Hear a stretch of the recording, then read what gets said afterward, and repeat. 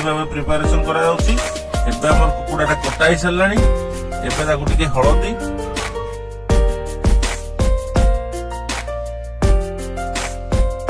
मसला बाटी नबा। सेतुपे हमें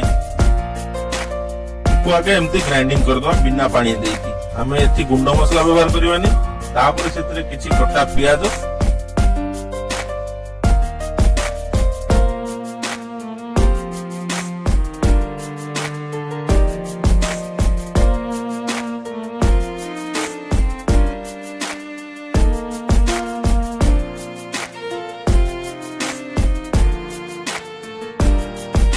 से झोलर मजा आसेनी। से आउ टे पकई फर्स्ट भाजी नवा।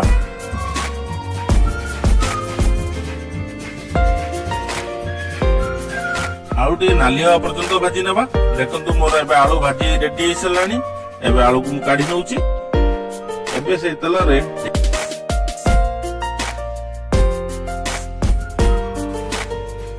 आ काटी रखते प्याज को पकई मो नाली हवा पर्यंत प्याज को भाजी नेबी।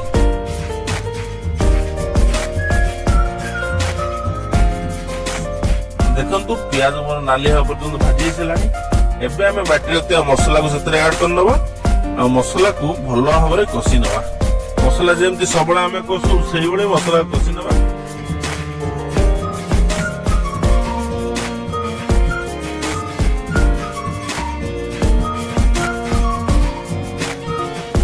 मसला टिके तेलारे भाजी होला परे सेतरे हम टिके हळदी आ काश्मीरी लंका पाउडर एते किछि पकै नबा।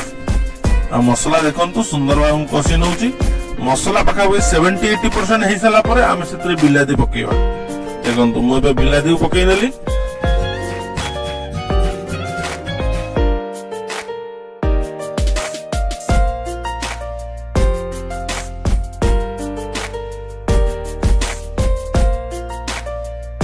मोर चिकन केते सुंदर देखा होची।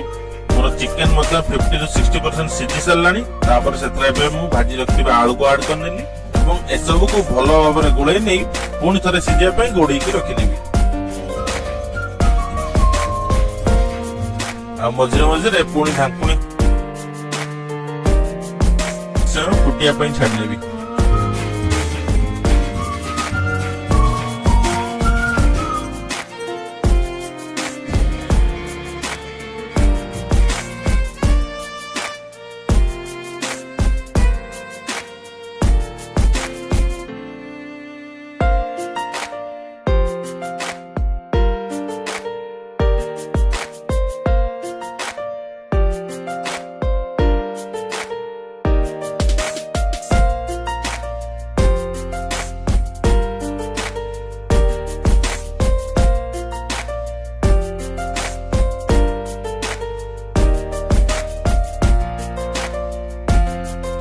गरम गरम भात सहित देसी चिकन झोल गौरा आजकल कौन खाउचो माउस ए गौरा आजकल कौन खाउचो माउस ए गौरा आजकल कौन पिउचो कोरस ए गौरा ओडिसा को खाइला किए बतास